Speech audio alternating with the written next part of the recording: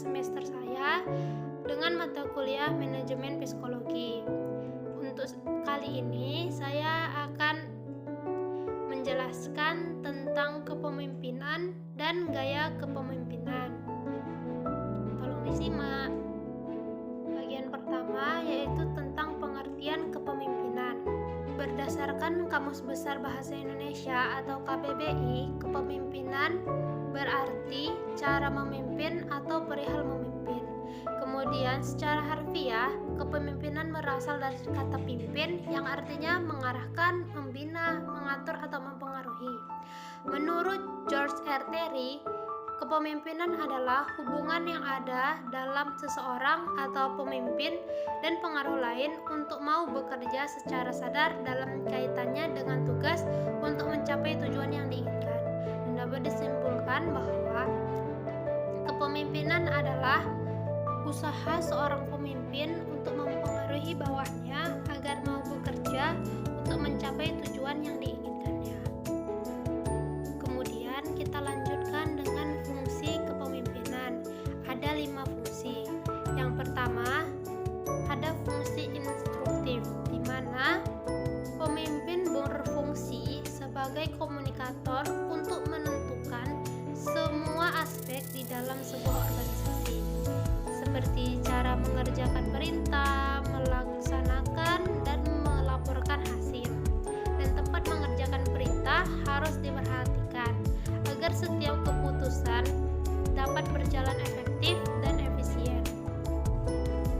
Kedua, ada fungsi konsultatif, di mana fungsi ini digunakan saat pemimpin hendak menetapkan kebijakan ataupun keputusan dan memerlukan pertimbangan dari kelompok atau bawahan yang dipimpinnya, maka dilakukanlah komunikasi dua arah yang dipimpin atau dibawahi langsung oleh pemimpinnya. Kemudian, saat dilakukannya komunikasi dua arah, maka keputusan yang diambil dapat berjalan secara efektif dan maksimal, serta meminimalisir terjadinya kesalahpahaman. Kemudian ada fungsi partisipasi, di mana dalam fungsi ini pemimpin melibatkan anggota untuk ikut serta dalam semua pengambilan keputusan atau kebijakan. Hal ini perlu dan bagus dilakukan agar orang yang dipimpinnya merasa memiliki kesempatan untuk berpartisipasi menentukan apa yang akan dilaksanakan nanti, sehingga tidak ada anggota yang merasa keberatan atau melakukan tugasnya dengan setengah hati karena sudah dilakukan fungsi partisipasi. Kemudian ada fungsi delegasi, di mana dalam fungsi ini pemimpin dituntut untuk memiliki kepercayaan kepada bawahannya. Pemimpin harus mempercayakan seseorang yang dipimpinnya, seperti melimpahkan wewenang dan turut andil dalam penentuan keputusan. Hal ini akan sangat membantu pekerjaan pemimpin dalam mencapai tujuan. Oleh karena itu, kerjasama antara pemimpin dan anggota sangat diperlukan agar tugas pemimpin tidak terlalu menumpuk. Selanjutnya, ada fungsi pengendalian. Dalam fungsi ini, pemimpin harus mampu mengatur aktivitas dari seluruh anggotanya agar tetap terarah. Pemimpin harus bisa memberi arahan, bimbingan, serta contoh yang baik terhadap anggota. Untuk kemudian dilanjutkan dengan tujuan kepemimpinan. Dalam hal ini ada dua tujuan kepemimpinan. Yang pertama, itu memberikan motivasi kepada orang lain, karena sejatinya pengertian kepemimpinan tadi adalah untuk mempengaruhi. Dalam mempengaruhi itu diperlukan motivasi agar seseorang itu mau bekerja secara sadar. Kemudian yang kedua adalah menjadi sarana untuk mencapai tujuan, karena kepemimpinan itu kan dia mengarahkan, tentu mengarahkan kepada suatu hal. Maka di dalam organisasi, hal itu adalah untuk mencapai tujuan organisasi. Dengan begitu, Dengan kepemimpinan yang baik, maka tujuan organisasi akan lebih mudah dicapai dan lebih efektif saat pelaksanaannya. Baiklah, bagian selanjutnya adalah tentang pengertian gaya kepemimpinan. Yang pertama adalah menurut Rifai. Menurut beliau, gaya kepemimpinan adalah pola menyeluruh dari tindakan seorang pemimpin, baik yang tampak maupun yang tidak tampak oleh bawahannya. Kemudian ada menurut Kartono. Beliau berpendapat bahwa gaya kepemimpinan merupakan sifat, kebiasaan, watak, dan kepribadian yang membedakan seorang pemimpin dalam berinteraksi dengan bawahannya. Kita simpulkan jika gaya kepemimpinan adalah strategi yang digunakan oleh seorang pemimpin dalam mengarahkan para bawahannya untuk menyatukan tujuan organisasi demi mencapai tujuan bersama. Hal ini dimaksudkan agar tugas dan pelaksanaan di dalam aktivitas di organisasi itu bisa berjalan baik dan lancar, serta bisa mencapai tujuan yang telah ditetapkan sebelumnya.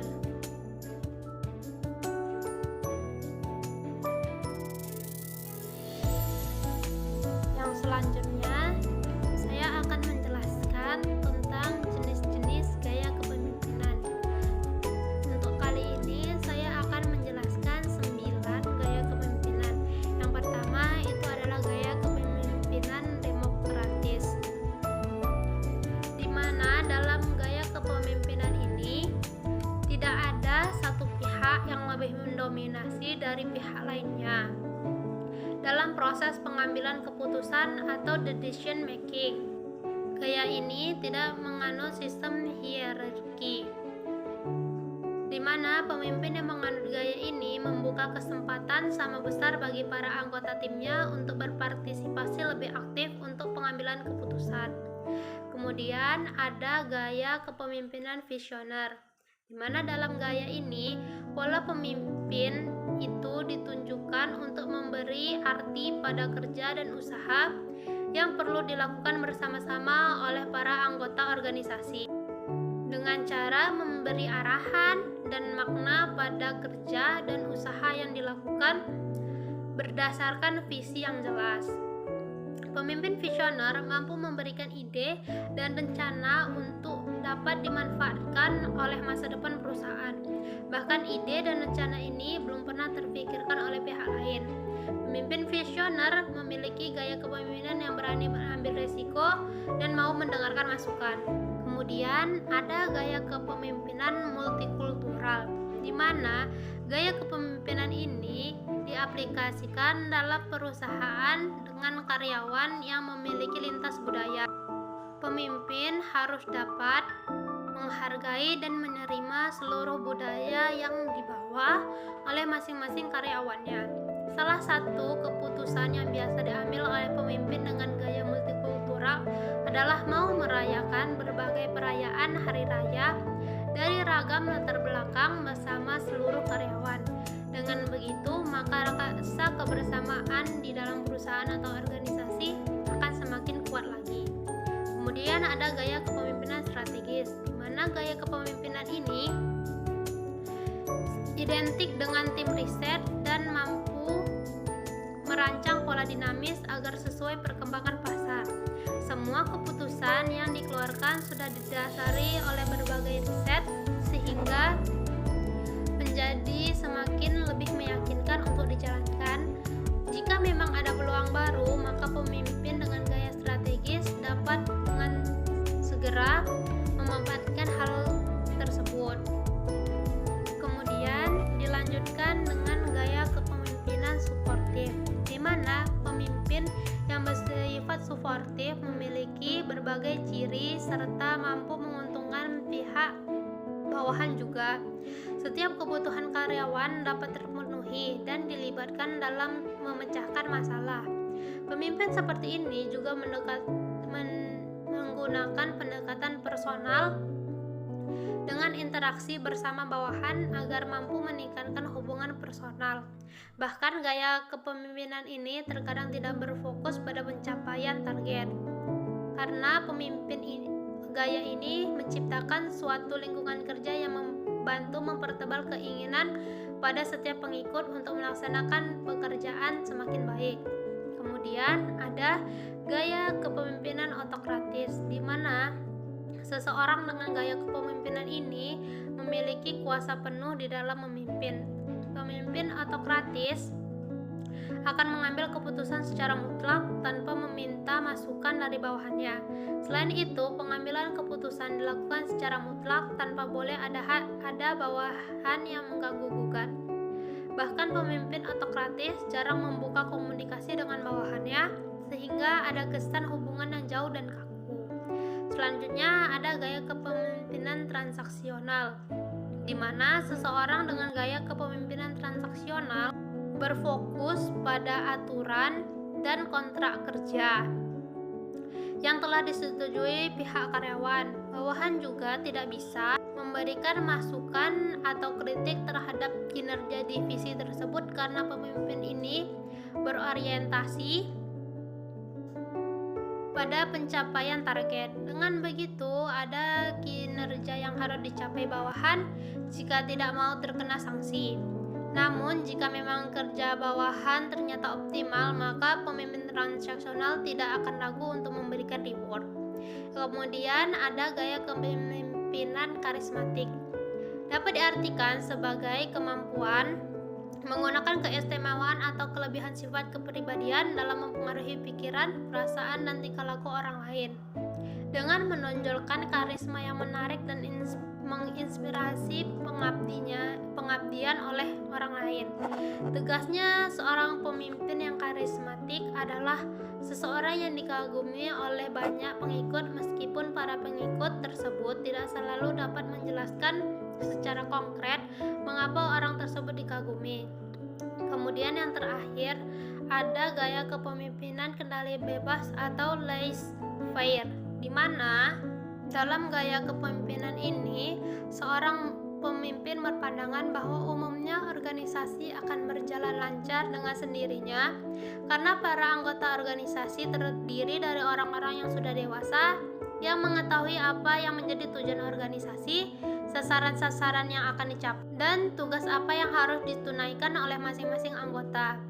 Gaya kepemimpinan ini mendeskripsikan jika pemimpin secara keseluruhan memberikan karyawannya atau kelompok kebebasan dalam pengambilan atau pembuatan keputusan dan menyelesaikan pekerjaan menurut cara yang paling sesuai oleh karyawannya. Pemimpin ini juga terkadang tidak menguasai bidang tugas yang menjadi wewenangnya dan akan menyerahkan segala sesuatu kepada bawahannya.